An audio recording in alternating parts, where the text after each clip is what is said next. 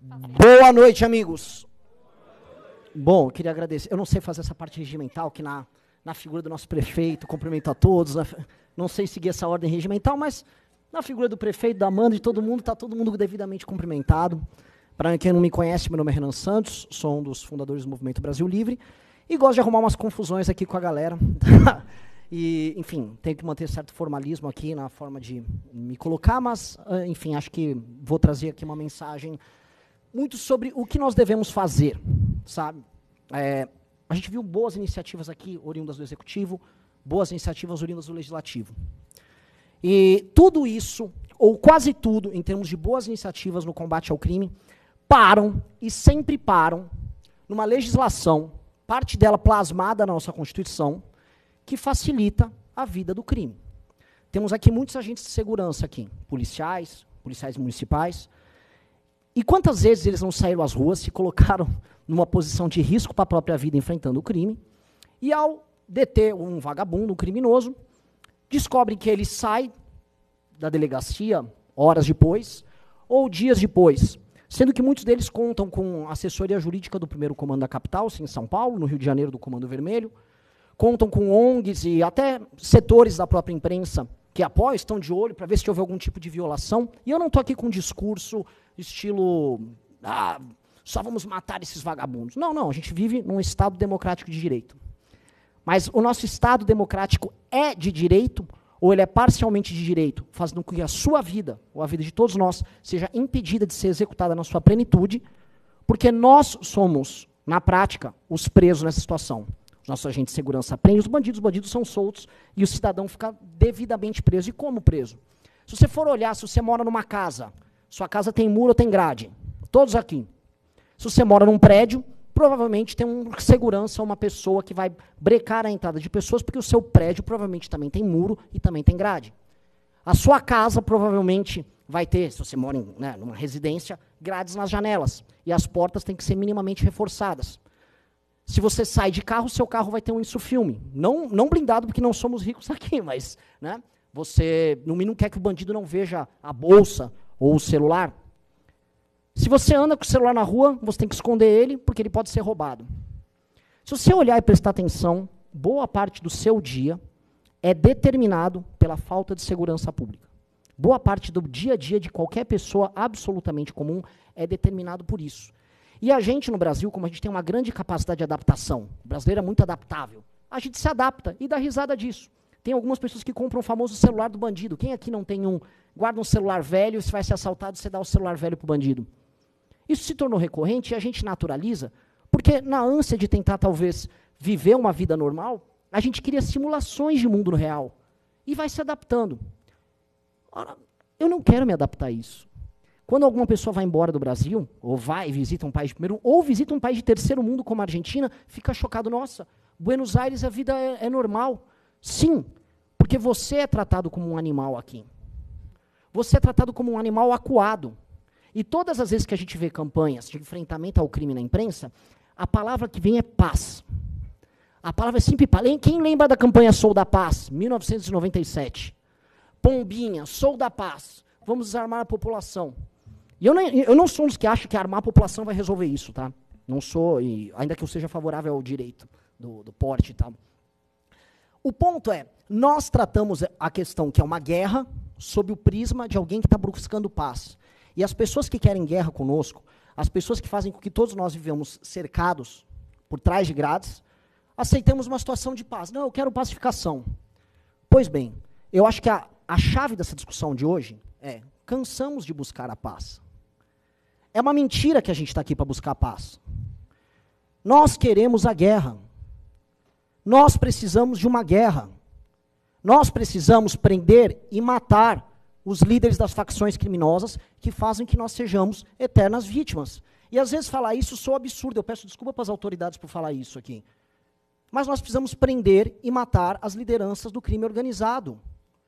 Chega assim, nós perdemos vidas de policiais, e é uma coisa muito esquizofrênica, né? O Estado brasileiro paga as forças de segurança, e ao mesmo tempo paga eventos que cantores e heróis para a juventude cantam músicas tecendo loas a quem mata policiais e forças de segurança. Eventos públicos. Isso acontece em todo o Brasil, e por isso os vereadores aqui presentes, que protocolaram o PL no Tiruan, sabem e estão presentes. Alguns rodaram o Brasil inteiro para estar presente aqui. Porque isso acontece o tempo todo. E aí, nós vemos aquelas discussões completamente vazias. Surge, sei lá, uma Tabata Amaral. Precisamos de inteligência. Ora, temos inteligência, o Smart Sampa é inteligência. Mas esses mesmos intelectuais, não, mas veja só, um racismo estrutural no Smart Sampa. Eu vi essa discussão, alguém aqui já deve ter visto também. Não, precisamos agora falar da recuperação deles. Não, antes de recuperar, eu quero punir. E é tão libertador a gente falar o que precisa ser feito. Nós precisamos punir, nós precisamos derrotar, e nós precisamos retirar os espaços de poder que esses grupos têm. E prestem atenção. É guerra, certo? Se é guerra, nós temos um inimigo. E chega de fingir que o crime organizado não é nosso inimigo. Se é guerra, nós temos um exército, nós temos figuras presentes aqui capazes de enfrentar uma guerra. Mas o que adianta a gente ter uma legislação em que a gente prende e eles são soltos? Mais do que soltos, a gente prende, eles formam uma ONG, vão para Brasília com essa ONG, se reúnem com ministros, se reúnem com deputados, fazem um lobby, produzem um filme, colocam um filme na Netflix, colocam os cantores para cantar para vocês e fazem o que vocês aceitem diariamente, que a sua situação é viver por trás de uma grade segurando um celular com medo de ser roubado, como aquele ciclista que tomou um tiro no meio da barriga por causa de 2 bandidos, eles próprios vinculados ao primeiro comando da capital. A gente não vai naturalizar isso, a gente tem que falar, é guerra. E é guerra, e da presidência da República, aos governos estaduais, aos governos municipais, a gente tem que parar de fingir que não é uma guerra. Porque os nossos adversários, os nossos inimigos, acham que é uma guerra. Eles se preparam para a guerra. Eles têm armas, eles cantam, eles tecem loas às armas, ao arsenal que eles carregam. Eles nos enfrentam nas ruas como se guerra fosse. E nós vamos ficar aqui fazendo pombinho e fingindo que é Sou da Paz? Chega do Sou da Paz, eu não quero paz, eu quero uma guerra. Eu acho que todo mundo aqui, dos vereadores presentes, até as autoridades presentes, que eventualmente, né, por questões, a gente sabe a perseguição que as autoridades sofrem ao defender o que precisa ser defendido, todo mundo sabe que é isso. E aí a gente vai ver a DPF das favelas que estava lá rolando no STF, o STF se posicionando de uma maneira, no mínimo, curiosa, sobre o enfrentamento ao Comando Vermelho que atua lá no Rio de Janeiro. E a gente fica pasmo, olhando, tomando medidas paliativas. Nós temos que ter um direcionamento e um caminho. E eu acho que esse caminho da frente, a Amanda está trazendo aqui inúmeras propostas, mas nós como cidadãos, nós como parte da sociedade civil, temos que ter um caminho. Aquele que não tem caminho não sabe para onde vai. Nós precisamos alterar as leis que estão na Constituição que impedem a gente de ter prisões muito duras. O bandido tem que ter muito medo. O cara tem que ter mais medo. O cara tem que ser dissuadido antes de cometer o crime. E ele tem que ter muito mais medo de sair à rua para cometer o crime do que você para andar com um celular velho. Um celular, uma porcaria de um celular, que você paga uma fortuna com impostos caríssimos, para ficar com medo de andar ali na rua, achando que você está ostentando, tendo a porcaria de um aparelho feito na China que ninguém liga, porque o mundo inteiro tem esse aparelho, e você acha que ele é um objeto de desejo, simplesmente que tem um cara, um criminoso, querendo tomar ele de você. E aí pedem para você ficar em paz, buscar a paz, falar como nós vamos recuperar. Eu não quero me preocupar em recuperar ninguém agora. Enquanto tiver alguém solto de uma facção, enquanto uma facção controlar 1 centímetro de território no Brasil, significa que nós estamos perdendo essa guerra. E isso nós temos que propor para nós enquanto geração. Qual é o papel da nossa geração? Aceitar ficar na paz, sendo dominado por esses caras, ou aceitar definitivamente ir para a guerra? Nós temos que ir para a guerra, e é a única coisa que importa. Se tem uma facção que controla um pedaço do território brasileiro, não importa em São Paulo, no Rio, a gente sabe o que está acontecendo no Brasil inteiro, aqui temos representantes do legislativo do Brasil inteiro. Todo mundo sabe que algum naco do seu estado é controlado pelas facções criminosas. Todo mundo sabe disso. É aberto, é público, é notório. Enquanto nós ficamos fingindo que isso não é um problema, e que nós somos reféns no nosso suposto estado, a gente vai ficar se iludindo, vivendo com aquelas casas, com aquelas grades, com até a barriga para o carro entrar, para o carro caber na garagem, né? Com segurança em prédio, para quem pode, e negando o óbvio. Nós somos um bando de refém.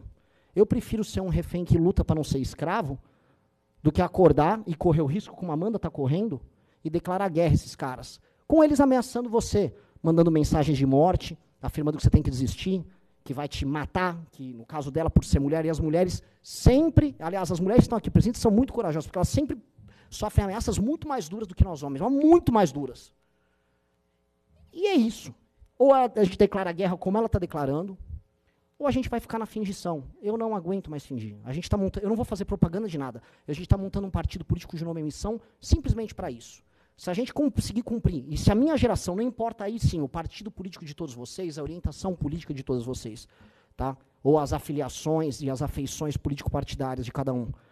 Se nós pudermos todos declarar guerra ao crime e fazer o óbvio e permitir que nossas polícias possam caçar, prender e, no caso, se houver resistência, levar a óbito quem causa o terror na nossa vida, nossa geração vai ser marcada como uma geração vencedora. E não como uma geração que se acovardou e ficou escondida pregando paz num país que só quer a guerra. Muito obrigado a todos.